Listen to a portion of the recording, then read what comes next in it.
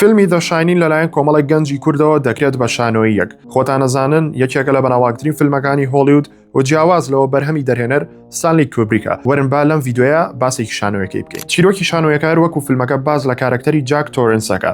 جاک تۆرنس لە ئوتێلە کارێکی دەستەکەوێ و لەگەڵ خێزانەکەی چن بۆ ئوتێلە و لەوێ ئەژین. سەرەتا شتەکان ئاساین بەڵام دواتر شتی سەیر و سەمەرە ڕۆیا و لەوێوە سەرکێشیەکان دەست پێیەکە.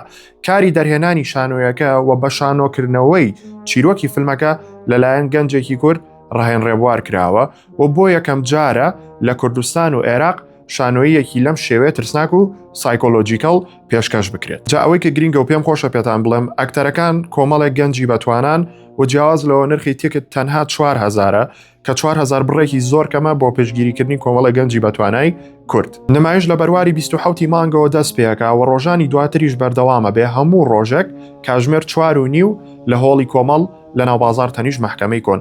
جایتر من پەیجەکانتان بۆ تاگەکەم و جیاواز لەوە ناوەکەی لەسەر شوێنێکی شاشەکە دەرەکەوێ ئەتوانم بڕۆنە ناو ئەکاونتەکەی خۆیانەوە بۆ زانیاری زیاتر. ئێوە خۆشەویستن پشگیری گەنجی کورد لە بیر مەکەن.